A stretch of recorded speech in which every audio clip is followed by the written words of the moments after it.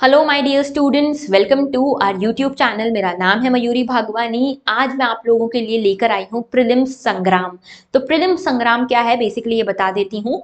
ये एक क्विज रहेगी जो डेली बेसिस पे आपके लिए लेकर आऊंगी मैं, और इसमें हम जो भी पूरे दिन में करंट अफेयर्स हमने पढ़े हैं, जो भी करंट अफेयर्स हुए हैं, उनके बारे में यहाँ पे क्वेश्चन रहेंगे। बेसिकली इस पूरे वीडियो का एम ये है कि आपको प्रीलिम्स रेडी हम बनाएं। प्रीलिम्स हो चुका है बहुत ट्रिकी, इसको कहीं से भी आप यहाँ पे छोड़ नहीं सकते, कुछ भी छोड़ नहीं सकते। और स्पेसिफिकली करंट अफेयर्स तो बिल्कुल नहीं छोड़ सकते। क्यों? क्योंकि देखो स्टैटिक जैसा है वैसा ही है, ठीक है। स्टैटिक में कुछ नया नहीं है। जो भी नया बवाल मचा हुआ है ना पूरे प्रीलिम्स में, वो करंट अफेयर्स के कारण है। तो करंट अफेयर्स को यहाँ पे कॉम्प्रहेंसिवली कवर करने के लिए हम यहाँ पे आपके लिए एक फ्री कोर्स लेकर आए करंट अफेयर्स का, जिसमें हम सुबह 9 AM पर एक डेली न्यूज एनालिसिस लेकर आते हैं। द हिंदू, इंडियन एक्सप्रेस, दोनों की इंपॉर्टेंट न्यूज यहाँ पे हम एनालाइज करते हैं।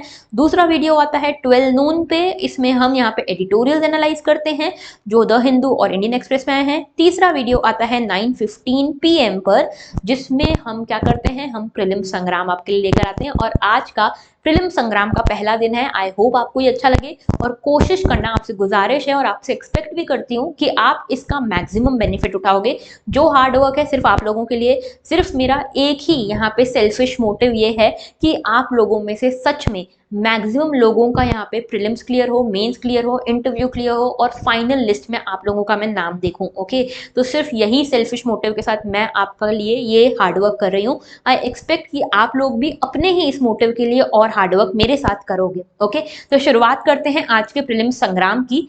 पहला क्वेश्चन आप सभी के सामने है मंकी पॉक्स से रिलेटेड। मंकी पॉक्स के बारे में आज सुबह हमने पढ़ा था।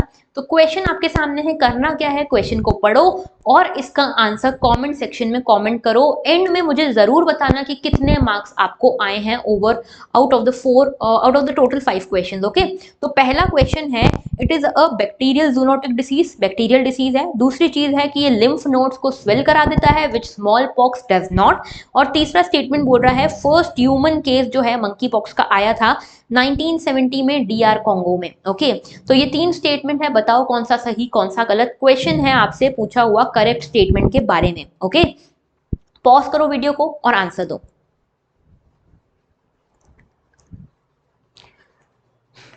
इसका आंसर अब मैं बता देती हूं। देखो, इसका आंसर है ओनली 2 और 3, बी इसका आंसर है। क्यों इसका आंसर बी है? पहला क्वेश्चन, पहला जो स्टेटमेंट है गलत है। ये बैक्टीरियल नहीं वायरल डिसीज है, ठीक है। वायरस के कारण होता है, मंकी पॉक्स वायरस के कारण ही जूनोटिक डिसीज है, ठीक है। जूनोटिक यानी कि एनिमल से ह्यूमन को होता है। दूसरा स्टेटमेंट सही है। सही क्यों है? क्योंकि स्मॉल पॉक्स में आपको ब्लिस्टर्स होते हैं लेकिन आपके लिम्फेटिक नोड्यूल स्वेल नहीं होते। ये चीज सिर्फ मंकी पॉक्स में होती है।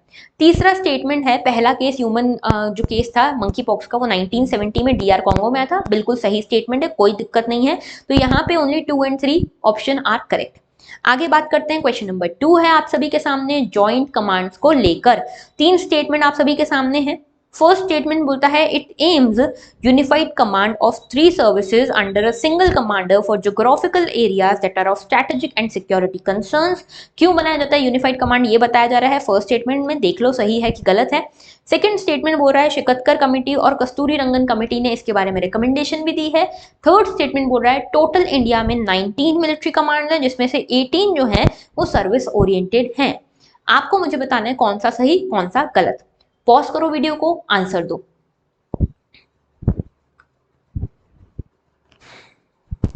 ऑल राइट, तो आई एक्सपेक्ट आपने अपना आंसर दे दिया होगा। अब देखो इसका आंसर मैं बताती हूँ। इसका आंसर है ओनली 1। करेक्ट स्टेटमेंट पूछा है, सिर्फ फर्स्ट स्टेटमेंट सही है। फर्स्ट स्टेटमेंट सही है कि सिर्फ ये जो इंटीग्रेटेड कमांड या जॉइंट कमांड हम बना रहे हैं, उसके पीछे रीजन ये है कि हम यहाँ पे तीनों सर्विसेज को साथ में लेकर आए, और यहाँ पे स्ट्रेटेजिक सिक्योरिटी कंसर्न्स को लेकर हम यहाँ पे तीनों के बीच में कोऑर्डिनेशन बढ़ाना चाहते हैं अंडर अ सिंगल कमांडर। बिल्कुल सही स्टेटमेंट, कोई दिक्कत नहीं। सेकंड स्टेटमेंट गलत है। क्यों?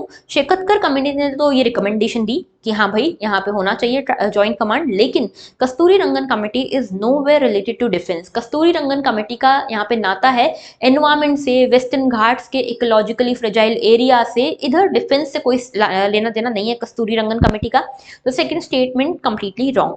थर्ड स्टेटमेंट 19 मिलिट्री कमांड्स तो हैं, लेकिन 18 इसमें से सर्विस ओरिएंटेड नहीं है, सिर्फ 17 सर्विस ओरिएंटेड है। यानी कि 17 जो कमांड्स हैं वो कैसे हैं, या तो सिर्फ एयरफोर्स के या तो सिर्फ नेवी के या तो सिर्फ आर्मी के।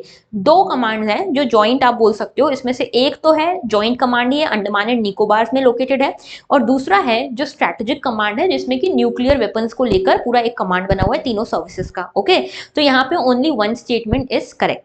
दूसरी चीज यहाँ पे ये क्वेश्चन नंबर 3 है, सॉरी क्वेश्चन नंबर 3 है ये, इंडिया इनोवेशन इंडेक्स 2022, ठीक है, ये कौन लेकर आया ये आपको मुझे बताना है। ए है नेशनल इनोवेशन फाउंडेशन, बी है नीति आयोग, सी है आरबीआई और डी है मिनिस्ट्री ऑफ एजुकेशन। कौन यहाँ पे इंडिया इनोवेशन इंडेक्स 2022 लेकर आया है, बताओ मुझे। ये चीज हमने डिस्कस करी थी लास्ट जो हमने करंट अफेयर्स वीडियो डिस्कस किया था उसमें, तो लास्ट हमारा द हिंदू एनालिसिस आया था ना 23rd वाला, उसमें, ठीक है। ये मुझे बताओ किसने यहाँ पे पब्लिश किया है India innovation index, pause and answer. Okay, तो देखो मैं इसका आंसर बता देती हूँ। इंडिया इनोवेशन इंडेक्स लेकर आया है नीति आयोग। नीति आयोग यहाँ पे इनोवेशन इंडेक्स लेकर आया, और मैंने आपको बताया भी था कि जब भी स्टेट्स के बीच में रैंकिंग होती है ना इंडिया में, तो मेजॉरिटी ऑफ द केसेस में नीति आयोग ही रैंकिंग लेकर आता है, ठीक है। तो इसमें ज्यादा सोचने की जरूरत नहीं, NITI Aayog is the answer. एक और चीज कि अगर आपको अच्छा लग रहा है लेक्चर तो लाइक जरूर कर दो, कॉमेंट अपने आंसर जरूर करना, शेयर करना अपने दोस्तों के साथ, उनको भी बेनिफिट लेने दो, दोस्त है हमारे, है ना, और सब्सक्राइब जरूर करना इस चैनल को।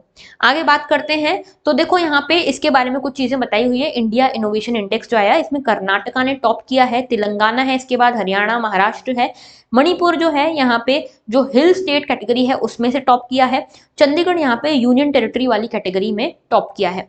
नीचे से टॉप किसने किया है भाई, तो देखो छत्तीसगढ़, उड़ीसा, बिहार, गुजरात जो है इन्होंने नीचे से टॉप किया है। ओके, तो ये इंपॉर्टेंट आर्टिकल, इंपॉर्टेंट न्यूज, उसी के ऊपर ये क्वेश्चन था। नेक्स्ट क्वेश्चन है हमारा गोदावरी रिवर की ट्रिब्यूटरीज के ऊपर। प्रीवियस क्वेश्चन है, आ चुका है, बताओ इसका आंसर क्या है। कौन कौन सी ट्रिब्यूटरीज हैं जो गोदावरी रिवर से बिलोंग करती हैं, तो देखो यहाँ पे 3 ऑप्शन है, मंजरा, भीमा, मूसी। कौन सी यहाँ पे ट्रिब्यूटरीज हैं जो गोदावरी रिवर से बिलोंग करती हैं, आज ही सुबह डिस्कस किया है, आई होप आपको याद हो। ओके, पॉज करो और आंसर दो, पॉज करो और आंसर बताओ कि कौन सी यहाँ पे ट्रिब्यूटरीज जो हैं वो बिलोंग करती हैं गोदावरी से। तो इसका आंसर मैं बता देती हूं, इसका आंसर है ए, ओनली वन।